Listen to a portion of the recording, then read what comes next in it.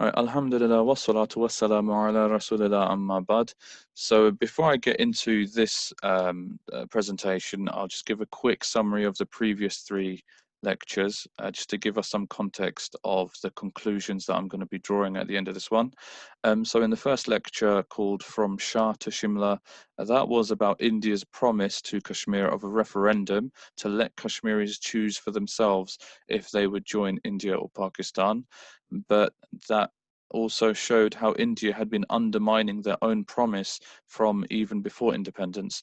In the second lecture, The Death of Politics, that was about how Kashmiris have a long tradition of getting organized politically and defending their rights, including their right to a referendum, but how India had rigged politics against them. And third lecture, called Bloody Decades, was about how Kashmiris continued their demand for rights and justice and a referendum, even in the face of India's brutal crackdowns that broke every human right imaginable. So this presentation, it has one simple point. It's about how India's supremacists are a threat to Kashmiris living a normal life. So my intent is not to demoralize, but to give you understanding. If you're in this webinar, you want to see a Kashmir that's free from oppression, and that means knowing the history. And on top of that, there will be some points where we can take hope and motivation from the examples of the Kashmiris themselves. They have not lost their sense of dignity and Muslim identity. And something I should point out before I start, and not all the information I'm presenting is on the slide. I don't really like giving walls of text. I don't think that's the best way of absorbing information. So please do listen closely. And there will be, as Imran said, a Q&A at the end. So if there's any facts that I've missed, I'll be more than happy to incorporate them if you want to point them out then. So when I talk about Kashmir, I'm mainly talking about the region that is now controlled by India. There are different parts of this region called Jammu, Ladakh and Aksai Chin. And it gets a bit confusing because these historical areas were then split between India, Pakistan and China. But when I say Kashmir, I'm talking about this Indian controlled region, although sometimes I might refer to specific parts. So the first factor of Kashmiri life that I'm going to go over, the military occupation. In a report from September 2015, Jammu and Kashmir is the world's most militarized zone with approximately 7 lakh or 700,000 forces. In a quote from May 2017, the Indian army is facing a dirty war in Jammu and Kashmir, which has to be fought with innovative ways. And that quote is from the Indian army chief when he was defending the use of human shields. A human shield is basically, if you're not aware, you are fighting a militant, and to protect yourself, you grab a civilian to try and deter the militant from shooting at you. It's using civilians for a military use at high risk to that civilian. In a quote from a report in, from a quote in December 2018, we hold on to Jammu and Kashmir only by dint of the fact that we have our armed forces there. Kill as many people as you can. That's a quote from a senior BJP leader, Yashwant Sinha. So what impression do you get from these reports and quotes? I mean, keep in mind, as of May 2020, Kashmir's population is 13.6 million. So if there are 700,000 soldiers there, that equals roughly one Indian soldier for every 20 Kashmiri man, woman, or child. So let's reflect on that. How many people live on your street? Now imagine there were soldiers there on your street for every 20 of you and your neighbors. Now try to remember the last large wedding or large gathering you were at. Now imagine there were soldiers there for every 20 guests. Or maybe even a simple activity like going shopping or getting on a bus or a train or going to school. You would feel that military presence, wouldn't you? One for every 20. And what is that military presence there to do? I mean, these quotes in the middle, they make it quite clear, don't they? If the chief of the army is happy to use human shields, then those soldiers aren't there to protect you. They're there to protect themselves and get you killed in the process if needs be. And if leaders of the ruling party are telling soldiers to kill as many people as you can, then 700,000 soldiers is 700,000 too many. How can Kashmiris live a normal life like this? And a huge hostile military presence leads to a breakdown of law. In a report from March 2011, police have to meet monthly and quarterly targets or quotas of detention. In a report from October 2012, the PSA, the Public Safety Act, violates international human rights. And in a quote from May 2017, the internet and telecommunications bans have the character of collective punishment. That's from a UN Special Rapporteur on Freedom of Opinion and Expression, David Kay. So what impression do you get from these reports and quotes? I mean, basically at any given moment, you could be arrested for literally no reason and detained for years with no charge and have no way to simply ask for justice because the communication systems in the entire neighborhood keep getting cut.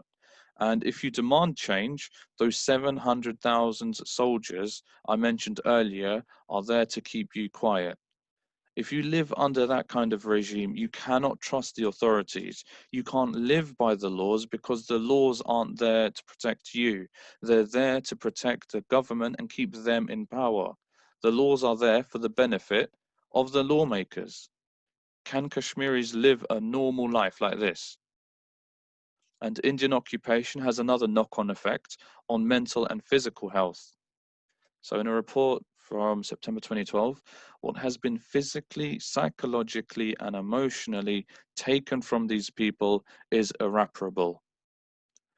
From a report in 2015, a very high prevalence of mental distress in adults living in the Kashmir Valley, with approximately 1.8 million people affected, or 45% of adults. From a report December 2016, police sometimes asked for the names and registers of patients admitted at the end of the day and used this information to arrest those injured. And from a report in May 2019, in the absence of any law criminalizing torture and the absolute impunity that the Indian armed forces enjoy in Kashmir, torture continues unabated. So what kind of impression do you get from these reports and quotes? So you have a hostile army around you. You could get arrested at any moment of the day or the night. You could get tortured with no end in sight. You could end up in hospital and get arrested all over again in the middle of recovering. And if that doesn't happen to you, it could happen to anyone you know. So your body and even your mind is going to be destroyed. 45% of adults in Kashmir have been affected mentally. A society and the next generation can't develop, can barely function if 45% of the adults are mentally distressed. Can Kashmiris live a normal life like this? And it's not just the individuals who are affected, community cohesion is deliberately undermined too. So I'll give you a case study. From a report in 2017, a conscious attempt was made to link the Amarnath Yatra with a nationalist agenda as one of the ways to counter people's call for freedom from India. So just a quick background summary. The Amarnath Yatra is a 40-ish day Hindu pilgrimage event to a cave in South Kashmir. And since the mid-90s, the numbers of pilgrims has increased sharply, and organizers are too afraid of backlash to limit numbers. And high participation is seen by Indian supremacists as a way to lay claim to Kashmir. On top of all that, India sends in military forces to guard the pilgrims, and as you can probably guess, those forces increase tensions between the native Kashmiris and the Hindu pilgrims, which has a direct impact on local community cohesion. And as I've mentioned in an earlier presentation, special police officers would be recruited in a way specifically to inflame community tensions. So what does this mean? It means that the Indian government has chosen to play a dangerous game and create and inflame religious tensions as a smokescreen to push their takeover of Kashmir. Can Kashmiris live a normal life like this? The last factor that I'll go through is disaster response. in a report from September 2014. Unless structural factors such as the militarization of land and water resources are taken into account, little will change with respect to the region's increasing disaster vulnerability. Now, personally, I didn't expect to find something like this in my research into the impact of India's control of Kashmir. I was just thinking about the human impact of the oppression. But if you think about it, the military are given free rein to do whatever they want, to take over farms and fields and forests and use them however they want. And this has a direct impact on the environment, which increases the chance of environmental disasters, and has a direct impact on the response, which increases how bad a disaster becomes. So let's pull all of this together. There's a large hostile military presence. They're enforcing laws that are there to scare you away from politics. Your physical and mental health are gradually being destroyed. The intercommunal relations around you are deliberately being torn apart. And as if that day-to-day life wasn't bad enough, there's a higher risk of an environmental disaster to come along and change your life or even kill you. What are the consequences of destroying the chance of a normal life? There's one consequence I can give an example of in the life of Zubair Ahmad Touré. He was first arrested and tortured as a teenager in 2003 after a night raid. He was then repeatedly rearrested and framed with charges anywhere between 9 to 15 times. And despite charges being quashed in the courts, he would still illegally be kept detained by police. He would be tortured again and again. On one occasion, so badly he could not move his own arms to feed himself. And finally, on the 1st of May 2017, he fled from yet another arrest and joined Hizbul Mujahideen militants, made a video where he stated he could no longer tolerate being arrested for no reason and saw militancy as the only way out. And Zubair was killed fighting Indian forces on the 1st of April 2018. And you don't have to condone violence to be able to understand what would drive a person to choose it. You know, India has stripped everything from Kashmiris, their democratic channels of descent, their families, even their mental health. Indian leaders complain about militancy in Kashmir, but they created this downward spiral. If a person feels they have nothing left to live for, then they only have one choice left, to choose what to die for. And then finally, the dim light at the end of the long tunnel goes out. And on the 5th of August 2019, Modi, Prime Minister of India, unilaterally scraps Articles 370 and 35A without even consulting India's central government, thus breaking the promise of a referendum made to Kashmir at the birth of modern India. So just a reminder, Article 370 gave the state of Kashmir the autonomous right to have its own constitution and make its own laws, and Article 35A worked with 370, so the Kashmiri government had the power to define and give citizenship rights. With those articles gone, the Indian government, under the BJP party leader Modi, finally broke its fake promise of letting Kashmiris decide whether to join India or Pakistan. It also opened the floodgates in terms of Indian laws, people, and companies pouring in to take advantage of a prosperous region at the expense of the Kashmiris. Now, why do I say it had been a fake promise all along? Because India never had any intention of ever keeping it. The prize we are fighting for is the Valley of Kashmir. This quote is from 1949 from Nehru, the first Prime Minister of India. So, this desire for possessing Kashmir, despite the opinion of the people who actually live there, is deeply rooted in certain segments of Indian society, and it manifests itself most obviously in two connected groups, the RSS and the BJP.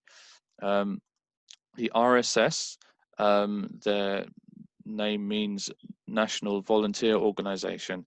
They're basically a Hindu nationalist paramilitary organization. In 2014, they had over 5 million members, and out of the long list of aims, some of them include abolishing Article 370, having a general suspicion of Muslims, and building towards a greater India, which basically means retaking Pakistan and Bangladesh and so on. And an interesting note I found, they've been banned once back under British rule, and they've been banned 3 more times in the time of modern India. And the BJP, their name means Indian People's Party. They're the political wing of the RSS, but it's important to note that there is RSS support amongst other parties as well. And the number of seats in the Indian Parliament are currently pretty high, at 303, considering that you only need about 270 for a working majority. And their aims, in their manifesto specifically regarding Kashmir, they view Kashmir as a part of India, and therefore they completely disregard Articles 370 and 35A. And they also promise to ensure investment in Kashmir, and that basically means that they will open the doors for Indian companies to go in and exploit resources, and they have already started doing so. So why do I explain all this? Because if we want to attain freedom and justice for Kashmir, we need to tackle the root of the problem, which is the idea that the people of Kashmir who actually live in Kashmir, the idea that they can be ignored and that Kashmir can be forcibly made part of India. And this mentality, which can be seen in BJP manifestos and RSS literature, and even in this quote from Nehru, who was the leader of the Indian National Congress. It's this mentality that is the source of all of Kashmir's problems. To summarize the presentation, what is next for Kashmir? Well, India's control of Kashmir has destroyed any chance of a normal life. If we leave India to continue its annexation of Kashmir, life will only get worse. And so there must be a response, and our response is a Palestine-style BDS, or Boycott, Divest, Sanction campaign against the RSS, the BJP, and any other organization who supports the oppression of Kashmir. And our demand is a free referendum for Kashmiris and the diaspora to decide their fate. So if that's what's next, what can we do? Well, what are MPAC UK doing? We have this lecture series which will shortly be online. We also have our timeline and fact sheet of what's happening in Kashmir, and this timeline was the basis of this lecture series. There's a lot more information in that timeline. It's free to download from our website. And we are building a campaign to boycott BJP and their supporters. We're building a network with activists and organizations in the UK, in India, and elsewhere. What can you do as individuals? Well, if you like what we're doing, please do volunteer your time with us. If you like what we're doing but you don't have the time, please, inshallah, donate what you can. And something that I would ask everyone to do, inshallah, is to evaluate the webinar. So it's bit.ly/evaluate MPAC UK webinar. Jazakum khairan for your time. And we'll be starting the Q&A shortly.